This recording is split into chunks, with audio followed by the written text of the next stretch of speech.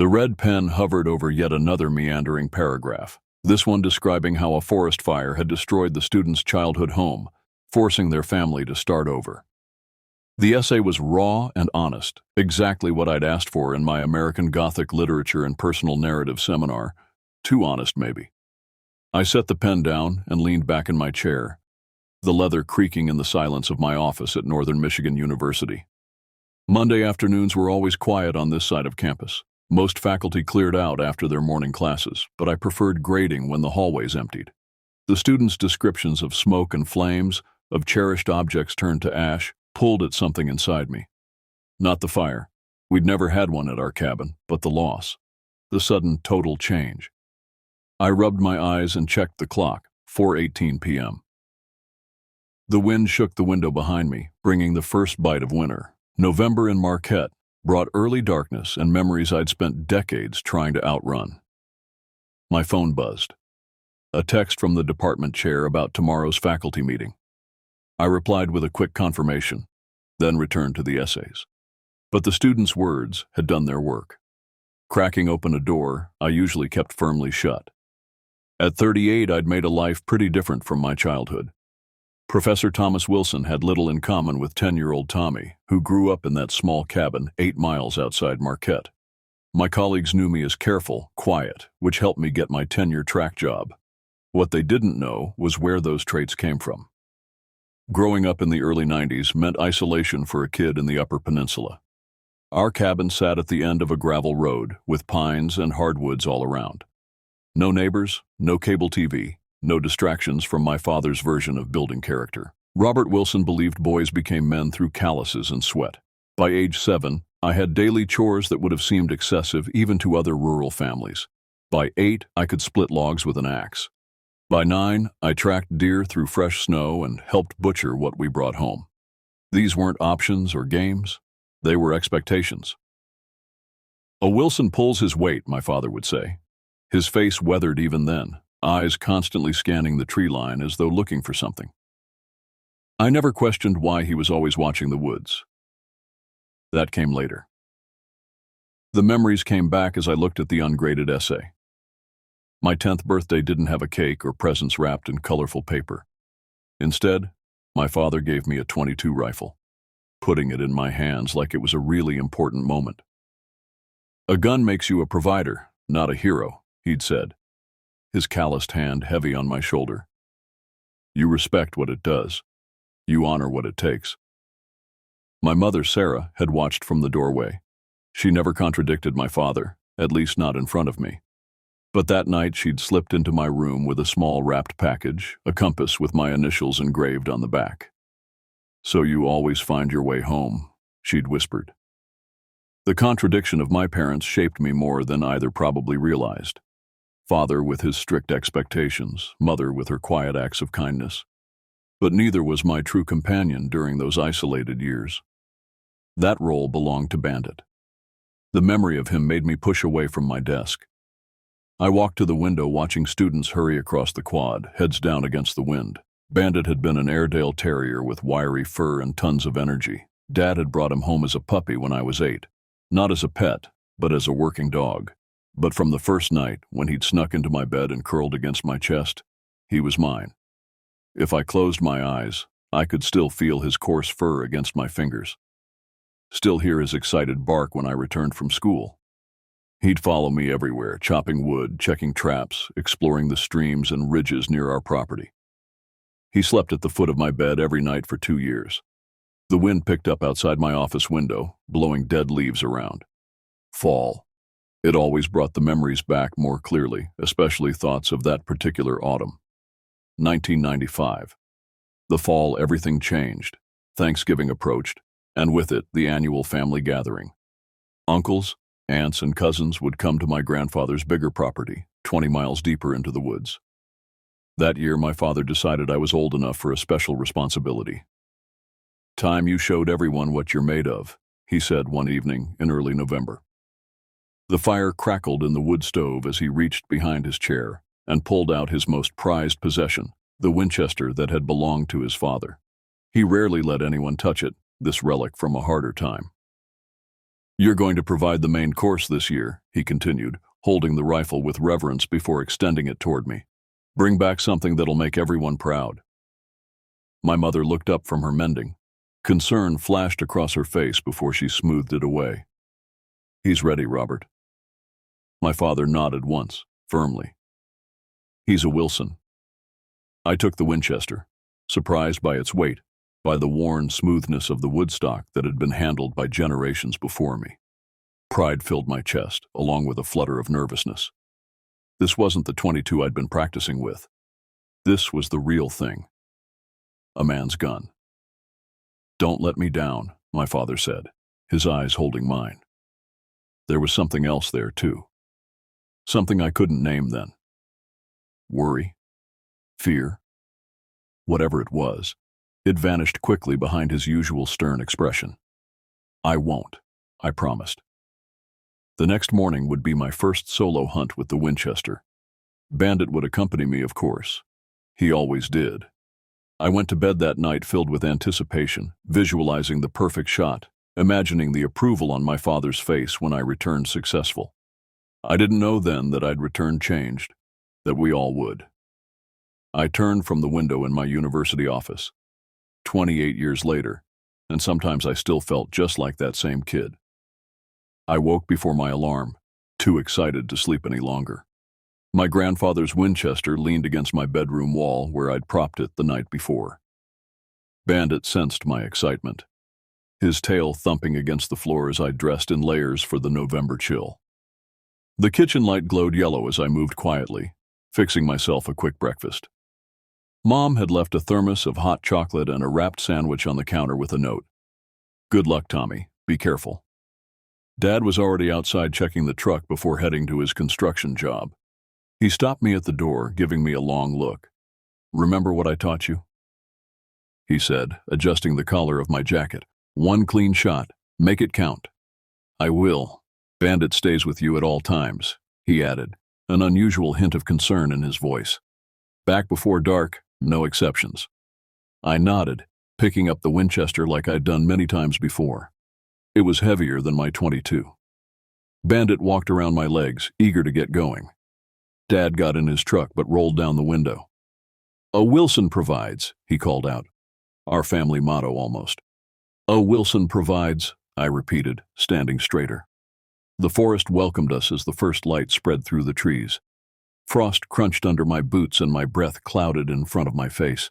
November in the Upper Peninsula meant serious cold, but I hardly noticed it. This hunt mattered. My first real chance to prove myself to Dad, to the whole family. Bandit trotted ahead, nose to the ground, perfectly in his element. We'd trained together for smaller game, but he knew this was different. I could tell by the way he moved, more focused, less playful. The woods stretched for miles in every direction. Our property connected to state forest land, creating an unbroken wilderness that made me feel tiny. Usually I felt comfortable there. I had space to breathe, to explore, to escape Dad's watchful eyes for a few hours. Today, it felt like a test. I worried the size of the forest would make it harder to succeed. I followed deer trails deeper into the trees, checking for fresh tracks, rubbed bark, or droppings. Dad had taught me to look for signs in the forest, to notice where branches were broken or leaves disturbed. The bandit ranged ahead, occasionally looking back to make sure I followed. The morning slipped away. 1 hour became 2, then 3. My shoulders ached from carrying the Winchester, and disappointment settled heavy in my stomach. Other kids got video games for their birthdays. I got the chance to freeze in the woods and fail in front of my father. By mid-morning, I was getting really frustrated and losing confidence. I'd seen nothing worth shooting, just squirrels and chickadees. Bandit seemed to pick up on my mood, staying closer, occasionally pressing his warm body against my leg. "What am I going to tell Dad?" I asked Bandit, scratching behind his ears.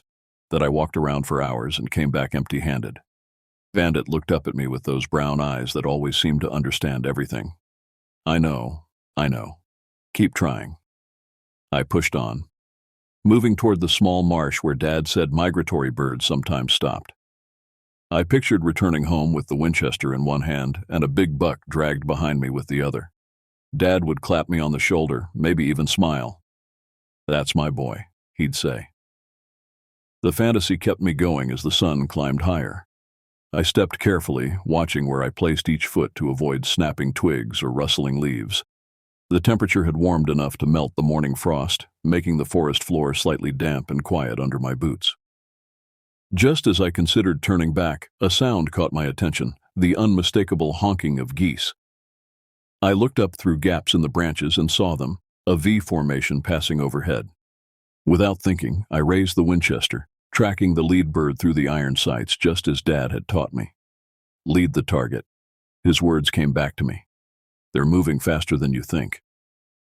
I exhaled halfway, steadied my arms, and squeezed the trigger. The Winchester kicked against my shoulder, the report crashing through the quiet forest. One goose folded mid-flight, plummeting through the branches. I'd done it. Joy surged through me as I ran to where the bird had fallen. It was a clean kill. Through the body, not messy. Perfect. I picked up the goose, still warm, and felt a bubble of pride expand in my chest. Not a deer, but a respectable showing for Thanksgiving. Something I'd shot with Grandpa's gun. Look, Bandit. I turned to show him, already picturing Dad's reaction. That's when I noticed the change in Bandit's posture. His body went rigid, ears forward, the fur along his spine standing on end. A low growl vibrated from his chest, a sound I'd never heard him make before. "What is it, boy?" I whispered, reaching for his collar. Before my fingers could touch him, Bandit bolted. He shot between the trees like he'd been fired from a gun himself, barking like crazy in a way that made my stomach knot up. "Bandit!" I shouted, shoving the goose into my game bag. "Bandit, come back!" I took off after him. Winchester clutched in my hands, branches whipping against my face. Bandit never disobeyed, never ran off. Something was wrong. I followed his barking through a stand of pines, then across a small creek. His voice changed from alarm to something worse, pain mixed with fear. The sound pushed me faster, my chest tight with each breath. "Bandit!" I called again, panic edging my voice. I pushed through the bushes into a small clearing and stopped cold. A deer was lying on its side, its legs barely moving with its throat ripped open. Blood soaked the leaves around it, and steam rose from the red puddle in the cool air. I froze for only a second before I heard something worse from my left. Bandit's whimper suddenly cut off. About 20 feet away behind a fallen log was Bandit. His body was twitching, and I thought at first he was just hurt and needed help. Then I saw it. His stomach torn open, his guts spilled out onto the ground, and bent over him with its back to me was something my brain couldn't make sense of. The thing had no hair, with sick-looking pale skin pulled tight over what looked like just bones. It made wet, slurping sounds as it ate my dog, its long fingers with way too many joints pulling at Bandit's insides. I couldn't move, couldn't breathe. The Winchester just hung there useless in my hands that had gone numb. Then the thing stopped. It went completely still, like a video on pause. Slowly, it turned toward me and I saw its face. Something straight out of a nightmare. Where eyes should be, there were just smooth dents. Its nose was just two slits above a mouth that stretched way too wide across its face. It didn't look at me exactly, so more like it pointed its face my way. Its nostrils opened wide, taking quick, shallow breaths. It tilted its head like it was listening. Right then, I realized something for sure. It couldn't see me, but it could tell I was there somehow. My movement, my smell, some sound I made. Something was giving me away. I just stood there frozen, watching this thing that killed my dog sniff the air between us. One thought kept repeating in my head, drowning out everything else. Don't move, don't move, don't move. I couldn't move. The creature kept feeding on Bandit, making wet, sickly sounds as it pulled at his insides. My muscles locked in place, my mind screaming to run while my body refused to obey. Every instinct told me that movement meant death. The thing paused again, its noseless face turning slightly to the left, then right. It seemed to be listening, testing the air. After what felt like hours, but must have been seconds, it returned to Bandit's body, tearing away chunks with those long, jointed fingers. I wanted to shoot it. The Winchester weighed heavy in my hands, a simple movement of finger on trigger all that was needed. But terror glued me in place, convinced that any sound would bring those teeth toward my throat next. Eventually, the creature straightened. It wiped its elongated hands across what passed for its mouth, smearing dark fluid across its pale skin. Then it grabbed Bandit's remains, dragging them with unnatural strength toward the denser part of the forest. The deer carcass followed, pulled by its other arm. Only when it disappeared into the trees did my body unlock. My legs buckled and I dropped to my knees. A sob built in my throat, but I swallowed it down. The thing might still hear me. I scrambled up, the Winchester slipping from my numb fingers to the forest floor. The goose I'd shot lay forgotten in my game bag as I turned and ran. Branches whipped my face, roots tried to trip me, but nothing mattered except getting away. The forest that had been my second home became an endless maze of terror. Every shadow held danger, every sound the creature returning. I ran without direction until I spotted a familiar deer trail, then followed it blindly, stumbling and gasping. The cabin appeared ahead and my pace quickened. Tears flowed freely now, hot tracks down my cold face. I burst through the door, letting it bang against the wall. Dad jerked upright from his chair, surprise turning to confusion as he took in my appearance. I must have looked wild. Face scratched from branches, clothes dirty from falling, eyes wide with horror. "Tommy?" He stood, setting aside the book he'd been reading. "What happened? Where's—" His eyes dropped to my empty hands. Then he looked behind me like he was expecting to see what I was carrying. His face got hard. "Where's the gun?" I tried to speak, but only ragged breaths came out. My whole body shook. "Bandit," I finally managed. "He's dead. There was a thing in the woods. It killed him." Dad's expression changed, his jaw tightening. "What thing?" "A monster," I said, the word sounding childish even to my ears. "It was eating a deer. Then it got Bandit. It had no eyes, just holes and fingers with too many joints and stop." Dad raised his hand. The word cut through my rambling like a blade. "Where is my father's rifle?" Mom came from the kitchen then, drying her hands on a towel. "Robert, what's going on?" She looked at me, worry on her face. "Tommy, you're shaking." "He came back without the Winchester," Dad said, his voice flat. "Says some monster got Banded. I'm not lying." My voice cracked. "It killed him. It tore him open and ate him right in front of me." Dad's expression changed from anger to something worse. Disappointment. "Making up stories won't bring back my father's rifle." "Robert," Mom said quietly, moving toward me. "Look at him." Something happened. Something happened all right. Dad grabbed his jacket from the hook by the door. "We're going back right now to get the truth." My stomach plunged. "No, Dad, we can't go back there. It's still out there." He paused, one arm in his jacket sleeve. "You left your grandfather's Winchester in the woods because you got scared." "Fine, you're 10, but lying about it?" He shook his head. "A Wilson faces the truth." Mom placed her hand on my shoulder. "Maybe you should let him calm down first, Robert. The sun sets in an hour.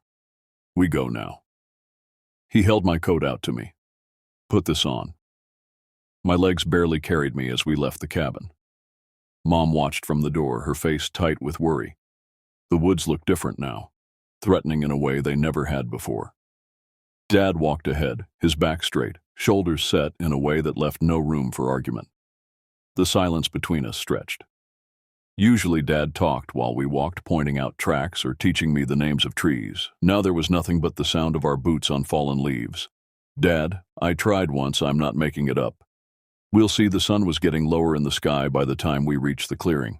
I hung back, not wanting to see what might be waiting. Dad stopped abruptly where it happened. I nodded, unable to look. He moved forward, looking at the ground carefully. I forced myself to join him, staying close to his side. The clearing was empty. No Bandit, no deer. But dark, rust-colored stains soaked the fallen leaves and moss. In places, the earth had been messed up, leaves scattered in violent patterns. Dad crouched, touching the largest bloodstain with his fingertips. "See?" I pointed at the stains. "That's Bandit's blood. And over there, that's where the deer was." The thing dragged them both away. Dad stood, wiping his fingers on his pants. His face had reddened, whether from exertion or anger, I couldn't tell. "Still sticking to your monster story." He walked to the fallen log and reached behind it, pulling out the Winchester. "Found this, at least." He checked it over carefully, jaw tight. Then he slung it over his shoulder, looking around once more. "Animals drag away carcasses all the time," he said finally. "A coyote probably got your dog. Happens in these woods." "It wasn't a coyote," my voice rose. "I know what I saw." "Where's that goose you shot?" Dad asked, ignoring my outburst. "You did shoot something, didn't you?" I reached for my game bag, then froze. In my panic, I'd forgotten all about the goose. I dropped it when I ran. Dad's eyes narrowed.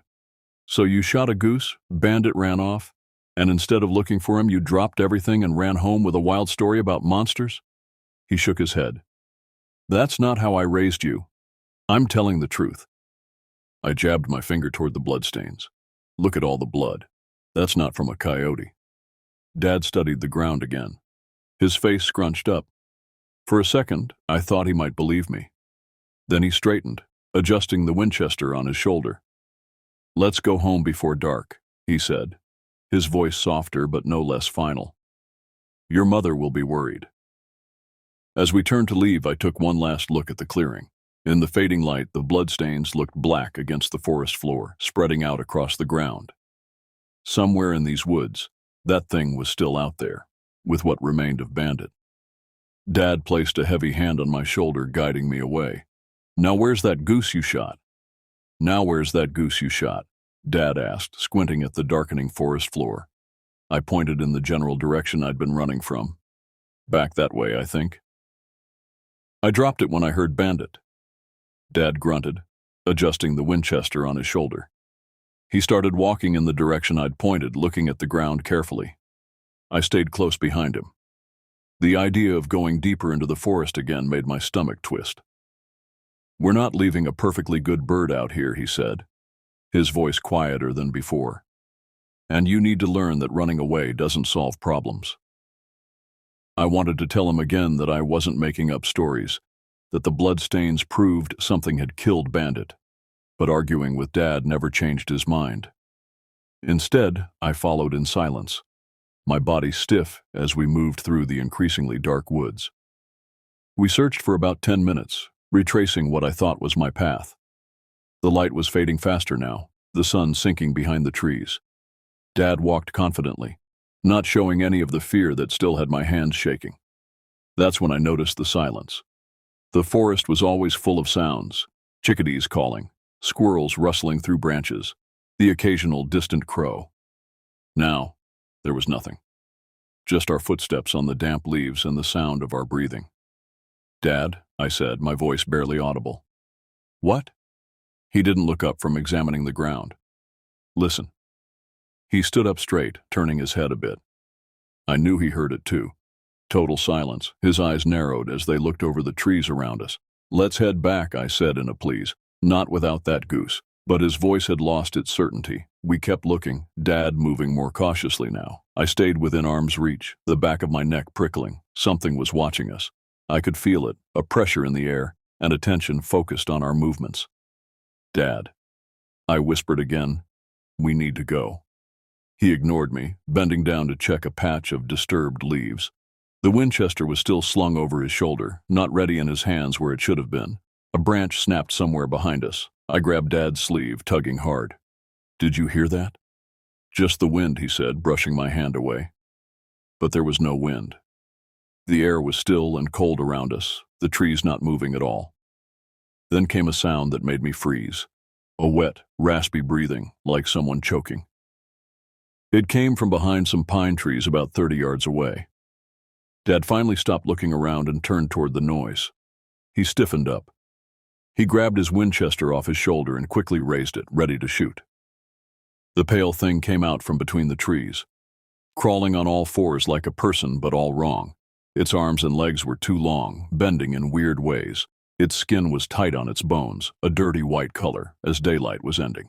When it raised its head, I could see it had no eyes, just empty holes that somehow pointed right at us. I watched Dad's face change. His doubt disappeared and turned to fear as he realized I'd been telling the truth all along. His jaw tightened, the muscle in his cheek twitching. "Don't move," he breathed, so quietly I barely heard him. The creature's head tilted, its nostril slits flaring as it sniffed the air. It took one jerky step forward, then another. Dad's finger moved to the trigger. "When I shoot you, run," he whispered. "Straight home, don't stop, don't look back." The gunshot blasted through the quiet forest, the sound bouncing between trees. The creature jerked when the bullet hit its shoulder, black fluid spraying from the wound, but it didn't fall. It didn't even stagger back. Instead, its mouth with no lips opened silently, showing rows of needle-thin teeth. Then it charged, running crazy fast in a scrambling way that looked completely wrong. "Run!" Dad grabbed my arm, yanking me backward. We turned and sprinted through the forest, branches whipping at our faces. I'd never seen Dad run like that, not even when he raced me for fun. His hand gripped my upper arm so hard it hurt, but that grip saved me when my foot caught a root and I pitched forward. He hauled me upright without stopping, practically dragging me for several steps until I found my footing again. "Keep going," he shouted, risking a glance over his shoulder. I didn't look back. I didn't want to know how close it was.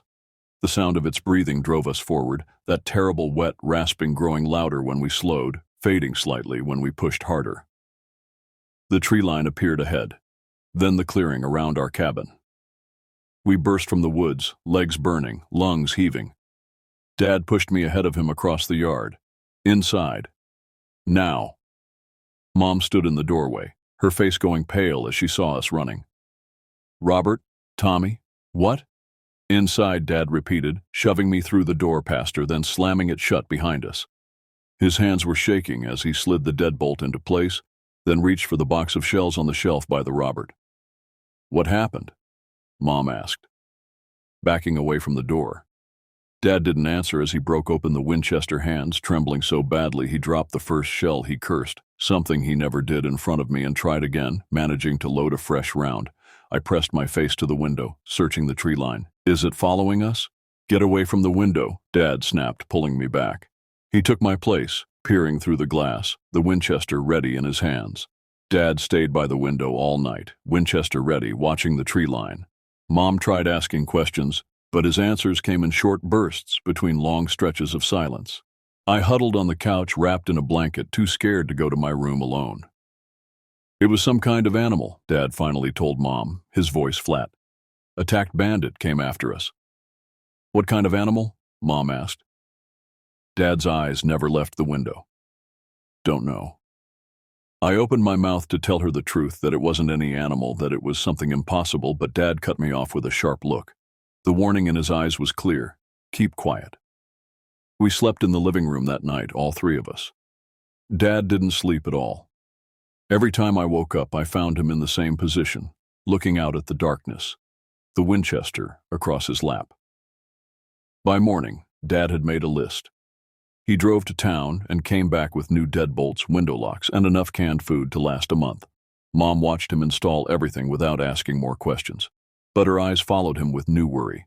He worked carefully, testing each lock multiple times, making sure nothing could get in. The next day he drove to Marquette again and came back with a for sale sign that he hammered into the frozen ground next to our mailbox. I watched from the window as he pulled out all his traps from the shed and loaded them into the truck. "What are you doing with those?" I asked when he came back inside. "Selling them," he said, removing his gloves finger by finger. "Not hunting anymore." Mom looked up from the potatoes she was peeling. "Robert, are you sure?" "We need the money," was all he said. In the following days, Dad sold almost everything. His compound bow, the skinning knives, the fishing gear, even his collection of antler trophies that had hung on our walls for as long as I could remember. The only things he kept were his father's Winchester and 2 boxes of ammunition, which never moved from their spot by the front door. School started again after Thanksgiving break, but everything felt different. The other kids talked about what they got for Christmas, what they did during the snow days, which high school team won the hockey tournament. None of it mattered. While they laughed at lunch, I kept seeing bandits inside spilling onto the forest floor, kept hearing that wet breathing getting closer behind us as we ran. Mrs. Patterson called me to her desk during art time. "Tommy, do you want to tell me about your drawing?" I looked down at the paper where I'd drawn the thing from the woods. I'd tried to get it right, the pale, stretched skin, the too many joints in its fingers, the holes where eyes should have been. I shook my head. "You've been very quiet since coming back from break," she said, tipping her head to look at my face. Is everything okay at home? I nodded, not meeting her eyes. You know you can talk to me about anything that's bothering you. I clutched my pencil tighter, pressing the tip until it broke against the paper. I'm fine. When I got home that day, Mom was on the phone, her back to me as I came through the door. Yes, Mrs. Patterson, I understand your concern. No, nothing unusual has happened at home. Dad was sitting at the kitchen table, a half-empty bottle of beer in front of him. He never drank before dinner. Your teacher called, he said when Mom hung up, said you're drawing monsters. I stared at the floor, unable to meet his eyes. Let me see your backpack. I handed it over without argument. He pulled out my folder and flipped through my schoolwork until he found the drawings. Not just today's, but others I'd made during the week when I was supposed to be working on math. 5 drawings of the creature, each one trying to capture what I'd seen. Dad's face went hard. He took the drawings to the wood stove, opened the iron door, and fed them in one by one. The paper curled and blackened in the flames. Tommy, he said, still watching the fire consume my drawings. What did you see in the woods that day? The monster, I whispered. He turned to face me. And what did I tell the police when they came looking for the Miller boy last week? That we didn't see anything unusual. That's right. Dad crouched down so we were eye to eye. Some things we keep in the family. You understand? People will think you're crazy if you talk about monsters. They'll think we're both crazy. But it was real, I said, my voice breaking. You saw it too. I know what I saw, he said quietly. And I know what happens to people who talk about things like that. His hand gripped my shoulder. We protect our own. That means we keep quiet about some things, even if it's the truth. Especially if it's the truth. That night I heard Mom and Dad arguing in their bedroom. I crept down the hallway, sitting just outside their door where their voices carried. We should move, Mom said, her voice pleading. You know what you saw. This is our home, Dad shot back. I won't be chased off. What about Tommy? He's not the same since whatever happened out there. He'll be fine. Boys bounce back. Do they? Because you haven't been the same either, Robert. You jump at every sound. You barely sleep. You sold everything you used to love doing. I'm protecting this family by keeping us here. After what happened to Bandit, after whatever you saw in those woods, there was a long silence. When Dad spoke again, his voice was lower. Sarah, we've put everything we have into this place. Where would we go? What would we do? Anywhere else, Mom said. A place without those woods. And live how? On what? The argument continued, but I slipped back to my bed, pulling the blankets over my head. I knew we wouldn't move. Dad never changed his mind once it was set. Winter turned harsh after that. Snow piled against the cabin walls in deep drifts, and the wind howled around the corners at night. I used to love winter, sledding down the hill behind our house, making snow forts, tracking animal prints through fresh powder. Now I stayed inside, watching the woods through frosted windows. I only went outside when Dad made me help with chores, and even then, I never turned my back on the tree line. The snow began melting in late March. As patches of ground poked through the snow, Dad started marking off the yard with wooden stakes and string. On a Saturday morning, he woke me early. Get dressed, he said. We're going to town for supplies. We drove to the hardware store where Dad bought lumber, chicken wire, and metal posts. The man behind the counter raised his eyebrows at the amount. Building a chicken coop, a fence, Dad said, handling over cash. Pretty extensive fencing. What are you keeping in or out? Dad didn't answer, just counted his change and headed for the door. Every day after school and all weekend we worked on the fence. Dad dug post holes while the ground was still partially frozen, cursing as he chipped through the hard earth. I helped carry materials and held posts while he cemented them in place. By the end of April, a 6-foot fence encircled our property, the chicken wire reinforced with wooden slats that restricted the view into the surrounding forest. Dad built a gate with a heavy chain and padlock for the driveway. One evening in May, I found Dad on the porch, smoking a cigarette. Another new habit since that day in the woods. The air smelled like spring, with buds forming on the trees and the last bits of snow finally melting away. Dad, I said, leaning against the railing beside him, can we get another dog? He took a long drag, the tip of his cigarette flaring orange in the dusk. No, but I miss having a dog. And you said a dog is good protection. There's no replacing Bandit, he said, his voice softening for just a moment before hardening again. And a dog wouldn't have protected you anyway, not from that thing. It was the closest he'd come to acknowledging what we'd seen since that night. Is it still out there? I asked, the question I'd been afraid to voice for months. Dad flicked his cigarette into the yard, watching the ember bounce and die against the damp ground. Yes. How do you know? He didn't answer right away. When he did, his voice was tight. I just know, and so do you. He was right. I'd always known deep down that the creature was still out in the woods, the fence, the locks, the Winchester by the door. None of that stuff changed what I knew was true. We were stuck with the memory of what we saw that day. The university campus disappeared in my rearview mirror as I took the highway north toward Marquette County. My colleagues had given me curious looks when I'd announced my sabbatical plans. You never talk about your father, Dr. Ramirez had said during our department meeting, and now you're taking a semester to care for him? I'd shrugged, not knowing how to explain that some bonds weren't about liking each other. Some were about duty, history, and secrets no one else would believe. The drive took 5 hours from Northern Michigan University, though I'd only made it twice in the last 10 years. Once for Mom's funeral 6 years ago, and before that for a Christmas visit that ended with Dad and me barely talking. I passed all the usual spots, the gas station, the old paper mill, and the turn onto County Road 553 that went deeper into the woods. My car bounced over the dirt road leading to the property. My stomach tightened as trees packed in tight on both sides. I'd spent years in therapy trying to make sense of what Dad and I had seen that day in November 1995. My therapist had nodded patiently, telling me how trauma and fear can mess with what you see, especially as a kid. Sometimes I almost believed her. Almost. The cabin came into view looking smaller than I remembered. The wooden fence Dad had built years ago was now falling apart, with whole sections drooping or completely gone. Dead leaves had piled up at the bottom, looking like nobody had raked in months. The for sale sign was gone. Dad never actually sold the place or moved away like Mom wanted. I parked next to Dad's old Ford pickup. The truck's paint had worn away to gray with rust on the wheels. When Uncle Jim called about Dad's stroke, he told me the doctors took away his driving privileges. Not that he goes anywhere, Uncle Jim had said. Barely leaves the house these days. My bags felt really heavy as I took them from the trunk. The afternoon sun was low behind the trees, but the cabin windows were dark. I stopped at the front step, key in hand.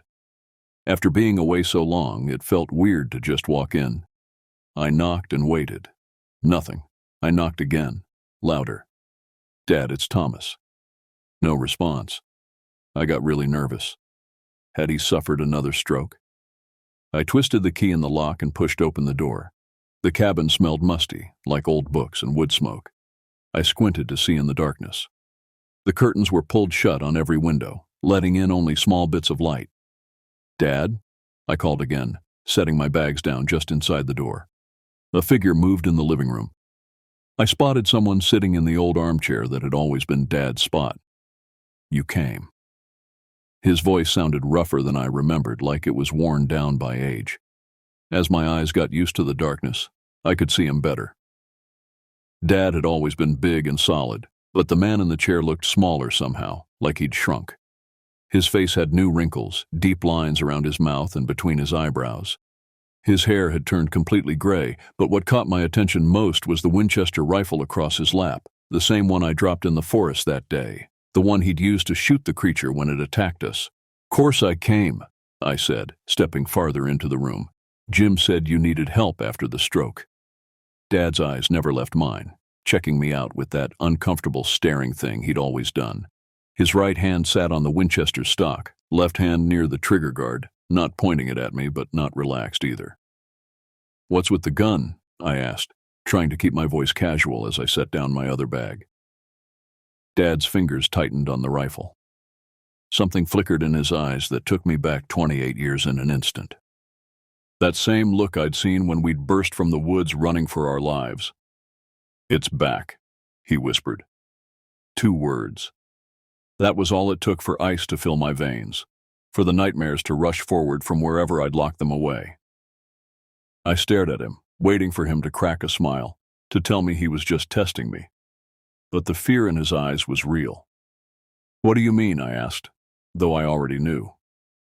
"Started 3 months ago," Dad said, his voice steadier now that he was sharing information. "First, pets disappeared from houses down the road, the Miller's German Shepherd taken right from their yard. Then the Anderson cat, 3 more after that." I stepped closer and turned on a lamp next to the couch. The bright light made Dad blink, but he kept going. "Then the Miller boy went missing. Peter, 10 years old, was riding his bike on the county road. Never came home." A sick feeling hit my gut. "Could have been anything," I said, not buying it myself. "Coyotes grab pets all the time, and kids run away." Dad's mouth tightened. "That what you tell yourself at night? That what you've been telling yourself for 28 years? I didn't answer. We both knew I still had nightmares about that day, about Bandit lying torn open, about running through the woods with that wet breathing getting closer behind us. "You've seen it?" I finally asked, sinking onto the couch across from him. Dad nodded once, a sharp downward jerk of his chin by the old oak. "Same as before. Same. Everything." "Did you tell the police about the boy?" What could I say? Dad's laugh was bitter. That I saw the same monster that killed a dog 28 years ago that no one believed us about then? He was right. We'd never told anyone the full truth of what we saw. When the police had come around asking about the Miller boy back then, the first Peter Miller, we'd said we hadn't seen anything strange in the woods. "Could be coincidence," I said weakly. "You don't believe that." I didn't. The timing was too perfect. My father's stroke bringing me back just as the thing showed up again, as if it had been waiting all this time. "How's your recovery going?" I asked, changing the subject. "Jim said it was a minor stroke." Dad waved a hand dismissively. "Left side was weak for a couple of weeks. Better now." He tapped the Winchester with one finger. "Can still shoot straight." I looked around the cabin. It looked like it hadn't been properly cleaned in months. Mail was piled on the kitchen table, dishes stacked in the sink. A single plate with leftover canned stew sat on the coffee table. "When did Mom's houseplants die?" I asked, noticing the row of brown, withered stems on the windowsill that had once been Mom's pride. "After she did," Dad said flatly. The words hung in the air between us. 6 years, and we'd never really talked about Mom's death. I'd come for the funeral, stayed 3 days, and left. Dad hadn't called once since. "I'm going to unpack," I said, standing up. "Then I'll make us some dinner." Dad nodded, but his eyes looked toward the window, toward the woods past the old fence. His fingers stayed on the Winchester. I picked up my bags and went to my old bedroom. Dad had kept it mostly the same, though the posters I'd had on the walls were gone, leaving behind lighter squares of paint. My bed had fresh sheets. He must have gotten ready for me coming home even though he wasn't doing well. I sat on the edge of the bed, touching the quilt Mom had made years ago. The walls felt too close, the woods too near. We were back where we started, Dad and I, with the Winchester and the creature and the fear that lived between the trees. But this time, I wasn't a child. This time, whatever was out there wouldn't find us unprepared. I spent my first full day at the cabin cleaning. Dad watched from his armchair, the Winchester never leaving his lap, as I scrubbed counters and swept floors thick with dust. The physical labor helped quiet my mind, pushing away thoughts of what might be in the woods beyond our property. "You don't have to do all that," Dad said as I wiped down the refrigerator shelves. "Place needs it." I dumped another container of expired food into the trash. "When's the last time you went grocery shopping?" He shrugged. "Jim brings things sometimes." By evening, I'd made a list of supplies we needed and drove to the small general store in town. The cashier, an older woman with gray hair and a tight bun, looked me over as she rang up my items. "You're Bob Wilson's boy," she said, not a question. "Yes, ma'am. Heard he had a stroke. How's he doing?" "Better. I'm staying with him for a while." She nodded, bagging my groceries quickly. "Good. Man shouldn't be alone out there, especially with what's been happening." I paused. "What's been happening? You haven't heard?" She lowered her voice. 5 pets gone missing in the last 3 months. 2 hikers never came back from a day trip up near Hogback Mountain. And now that poor Miller boy. My stomach tightened. What happened to him? Disappeared 3 weeks ago. Was riding his bike on County Road 553. They found the bike, but no boy. She shook her head. Search parties combed those woods for 2 weeks before they called it off. His poor parents. I paid for the groceries, my mind racing. Back at the cabin, I didn't mention the conversation to Dad. He had enough to worry about. The next morning, I drove into Marquette and found a copy of the local newspaper. Sure enough, there was a small article about the search for Peter Miller being officially suspended. 10 years old. Same age I'd been when we ran into the creature. Same name as the boy who disappeared back then. I spent the rest of the week gathering information. The library archives confirmed the pattern, the same as before. Pets disappearing first, then hikers, then a child. I checked online forums where local hunters posted. Several mentioned weird noises in the woods at night and game cameras going missing. At the diner in town, I sat alone with coffee and a sandwich, listening to the conversations around me. 2 men in flannel shirts and worn caps sat at the counter, their voices carrying. "Third camera this month," one was saying. "Just vanishes. No tracks, nothing." "You think it's kids?" his companion asked. "Kids don't go that deep in the woods, and they don't take just the camera and leave them out." "What did you catch on the footage before it disappeared?" The first man paused. Nothing clear, just movement. And the deer all got scared at once, looking at something off camera. I noticed the pattern the same as before. The creature was setting up its territory, getting rid of anything that might take its picture. It was hunting. Dad stayed by the window most days, Winchester ready, eyes checking the tree line. I brought him food, made sure he took his medication, tried to talk to him. Sometimes he'd talk about Mom, about the years after I left for college, but mostly he watched the woods with total focus. "You should go back to the university," he told me on the 5th night as I set a plate of dinner beside him. "Nothing you can do here. I'm not leaving you alone." He looked at me then, really looked at me for the first time since I'd arrived. "You still see it, don't you, in your dreams?" I didn't answer, which was answer enough. "It marked us somehow," Dad said quietly. "That day in the woods. It's been waiting." "For what?" "For you to come back." I slept poorly that night, my dreams filled with pale limbs and wet breathing. Around 3 a.m, a hand shook me awake. Dad stood over my bed, finger to his lips, the Winchester in his other hand. "There," he whispered, pointing toward the window. I got up quietly and went to the window. The moon was bright in the yard. At first I didn't see anything except the broken fence and the dark trees beyond. Then I noticed something moving. Near the trees, something pale moved between the trunks. I stopped breathing when it came partly into the moonlight. The creature from my nightmares. Skin tight over a long body. It moved in that same weird way I remembered, like a horrible copy of how humans move. Its limbs bent wrong as it crept along the edge of the woods, its head turning like it was checking out the cabin. I just stood there, my adult brain trying to make sense of what I'd seen as a kid all those years ago. It wasn't a bear standing up or a sick, hairless wolf like my therapist had tried to tell me. It wasn't anything normal. The creature stopped, lifting its face with no nose toward the air. Even from far away, I could see the awful holes where eyes should have been. It seemed to be smelling the air, its head turning toward our cabin like it knew exactly where we were. For a moment, I thought it looked right at our window, at me, even though I knew it couldn't see. Then it disappeared back into the darkness between the trees. Dad's hand grabbed my shoulder. "Told you," he whispered. We stayed up the rest of the night watching the woods, but the creature didn't show up again. Morning came with gray light coming through the clouds. Dad had finally fallen asleep in his chair around dawn.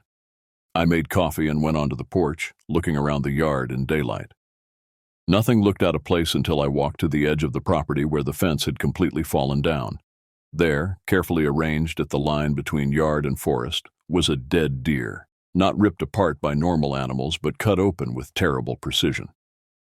The organs were gone, leaving the inside empty. The head was completely missing. I looked at the dead deer, feeling sick to my stomach. This wasn't a normal kill. This was a message. Dad came over walking slowly with his cane. He looked down at the deer remains without being surprised. "It knows we're here," he said. I called the police from my cell phone, reporting what we'd found. An officer arrived an hour later and looked skeptical, especially when he saw the deer. Probably coyotes, he said, not bothering to get close. They've been bad this year. Coyotes don't do this, Dad argued. Look at how clean the cuts are. The officer shrugged. Could be someone dumped it. Poachers sometimes take just the head for antlers. It's the same thing that took Peter Miller, I said. The officer's expression hardened. Sir, we don't joke about that case. I'm not joking. There's something in these woods. It took a boy 28 years ago, too. Another Peter Miller. It's back. Thomas, Dad warned, but I couldn't stop. Check your missing persons records from 1995. Same name, same age. It's happening again. The officer took a step back. I'll file a report about the deer. Please don't move the remains. He headed back to his cruiser without another word. Dad watched him drive away. They never believe, he said quietly. We buried the deer, remains ourselves, neither of us wanting to look at them anymore. The rest of the day passed in tense silence. I tried calling the police station again, asking to speak with someone about the Miller case, but was politely dismissed. As evening approached, I made a decision. I couldn't sit and wait for the creature to come closer, to take another child, or to finally come for us. The police wouldn't help. No one would believe us without evidence. I'm going out there, I told Dad as I laced up my hiking boots. He looked up sharply. No. We need evidence. Pictures, tracks, something the police can't ignore. It'll kill you. It could have killed us both that day in the woods, but it didn't. It's been watching us for 28 years. I need to understand why. Dad stood with effort, grabbing the Winchester from where it leaned against his chair. Not alone, he said. I wanted to refuse. His stroke had left him weaker than he admitted, and his hands weren't as steady as they once were. But the determination in his eyes stopped me. This was his fight too, had been for longer than mine. We prepared carefully. I found flashlights in the kitchen drawer and checked the batteries. Dad retrieved his old hunting knife from a box in the closet, testing the edge with his thumb before handing it to me. Remember, he said as I tucked the knife into my belt, it hunts by sound and smell. It can't see you, but it knows where you are. I nodded, the weight of the knife unfamiliar against my hip. Dad checked the Winchester one last time, loading fresh shells with fingers that trembled slightly. Outside, the sun was starting to go down behind the trees. The yard was getting darker as we got ready to head into the woods together. Dusk settled over the forest as Dad and I crossed the boundary where our yard ended and the wilderness began. The broken fence posts marked a line I hadn't crossed in 28 years, not since that day when Bandit died and something inhuman chased us back to the cabin. Now I was deliberately stepping over that line, my boots crunching on fallen pine needles and twigs. Dad moved more slowly beside me. The Winchester held ready in his hands. His breathing came heavier than it once had, the exertion of walking through uneven terrain, clearly taxing him after his stroke. But his eyes remained sharp, looking over the deepening shadows between the trees with the same vigilance I remembered from childhood. Stay close, he murmured, voice barely audible above the rustle of leaves overhead. I nodded, one hand resting on the hunting knife at my belt. The metal felt cold against my fingertips. Not much against what we were tracking, but better than nothing. The forest closed around us, looking both like home and somehow strange. These were the same trees I'd played among as a child, the same paths I'd walked with Bandit at my heels. But now everything seemed dangerous, like the woods had soaked up the evil of the creature hunting here. We followed a trail through the bushes where something had passed. Broken branches hanging at weird angles, patches of moss ripped from the ground, strange marks in the soft earth that looked like footprints but were too long, with too many weirdly spaced toes. It's not hiding its tracks, I said quietly. Dad gave a single nod. Wasn't hiding 28 years ago either. The implication hung between us. The creature wanted to be followed. It was leading us somewhere. As we moved deeper into the forest, it got darker. I clicked on my flashlight, keeping the beam low to avoid broadcasting our position too obviously. Dad did the same, moving his light back and forth across the ground ahead. The forest smelled exactly as I remembered, pine sap, decaying leaves, and the fresh scent of the nearby creek. Running these trails with Bandit, learning to track deer with Dad. That final hunt when everything changed. The years I'd spent in therapy trying to convince myself it had all been a childhood trauma response. A bear or wolf that fear turned into something monstrous felt hollow now. There, Dad whispered, pointing ahead with the barrel of the Winchester. About 50 yards ahead stood the huge oak tree where he'd spotted the creature 3 nights ago. Even from here I could see it was really old, with a trunk wider than Dad and me standing side by side, its branches stretching out against the darkening sky. We moved carefully, going from tree to tree for cover. The oak tree looked even bigger up close, its bark deeply cracked with age. Dad told me to go left while he went right, both of us moving toward the tree from different sides. As I came around the huge trunk, my flashlight beam showed something that made me freeze. Fresh cuts marked the bark deep enough to show the pale wood underneath. They were in sets of 4, each mark about 2 inches wide, curving down like something had dug its claws in and pulled them down the trunk. Dad showed up on the other side, his flashlight showing similar marks on his side of the tree. Our eyes met, and I could tell he was thinking exactly what I was. "It wants us here," I said, the words barely audible. Dad nodded, raising the Winchester to his shoulder, looking at the branches overhead and the surrounding darkness. "Stay alert." I turned slowly, knife now drawn, and held ready. The forest had gone completely silent. No birds, no insects, not even the whisper of wind through leaves, just our breathing. The attack came without warning, a rush of movement from above. A pale creature dropping from the branches super fast. Dad cried out as the creature landed on his back, knocking him to his knees. The Winchester hit the tree trunk but didn't fire. I didn't think. I reacted. 3 strides brought me to them. The creature was on top of Dad. I plunged the hunting knife into its side with all my strength. The blade sank in with surprising ease, not as tough as I expected.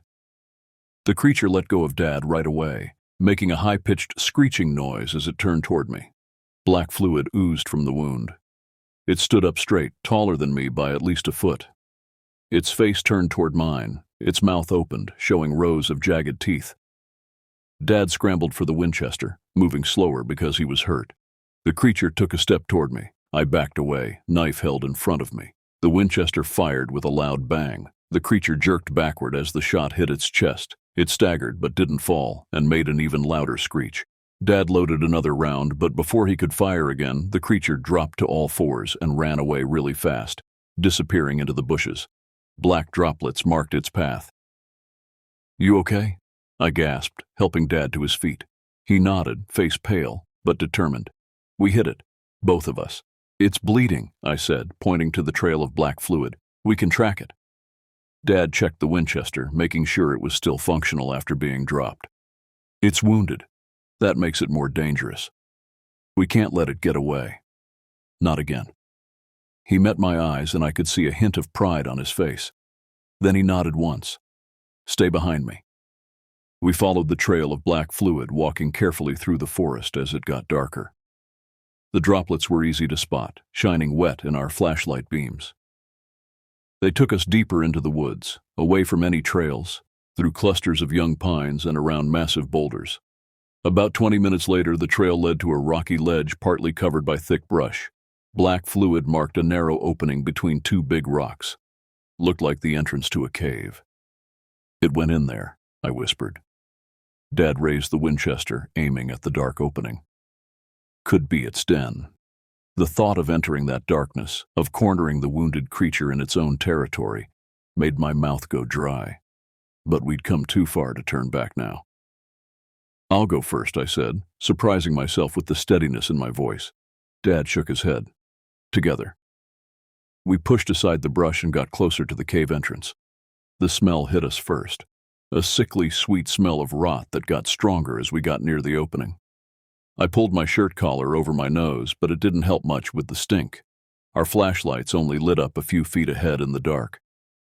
The cave got wider past the entrance, with the ceiling about 7 feet high. Black fluid marked the stone floor, leading deeper inside. Dad and I looked at each other. We didn't need to say anything. We came to find evidence, and it was in there. We went in slowly, moving our flashlights across the rough stone walls. The cave went back about 30 feet before ending in a round chamber. When our lights showed the space, I stopped in my tracks feeling sick. Bones, hundreds of them. Animal and human spread across the cave floor or stacked in corners. Some were clearly fresh, bits of flesh still stuck to them. Others were older, turned yellow with age. Skulls of deer and smaller animals mixed with what were definitely human remains. Leg bones, ribs, pieces of skulls.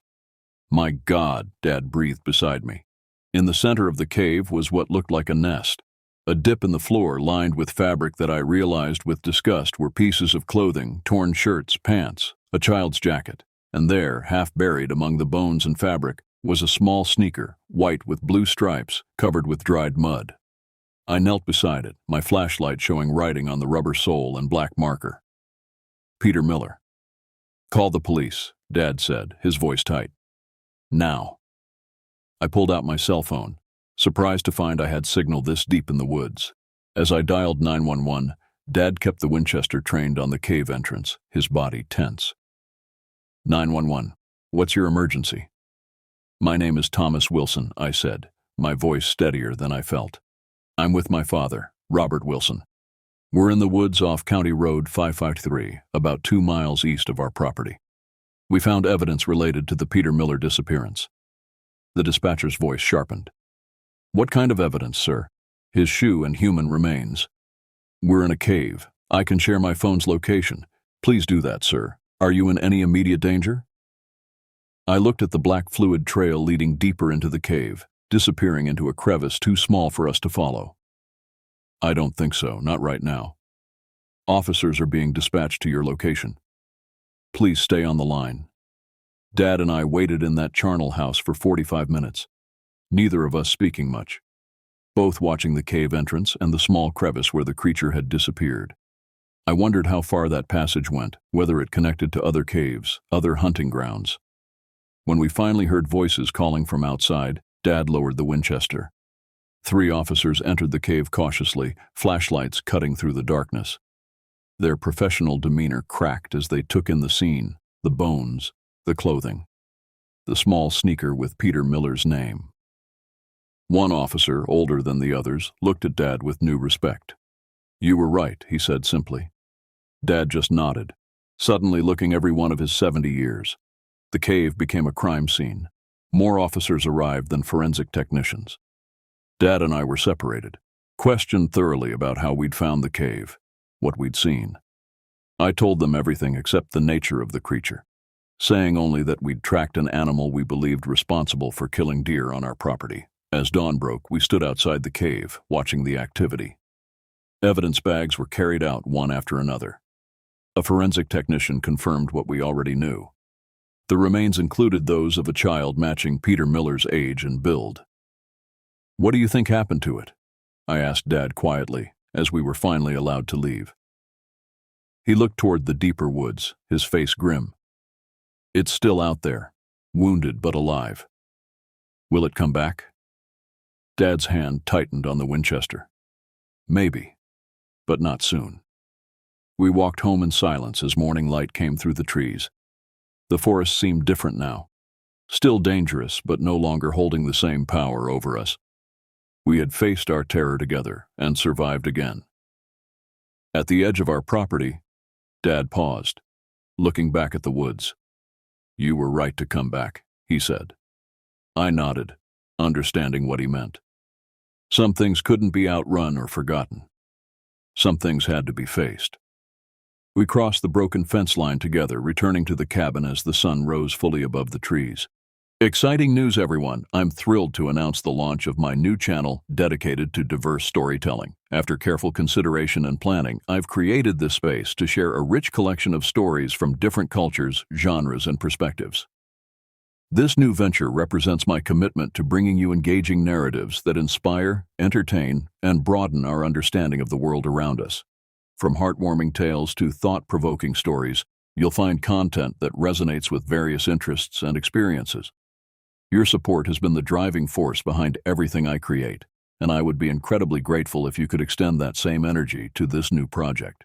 Whether it's subscribing, sharing with friends who love good stories, or simply engaging with the content, every bit of support makes a meaningful difference.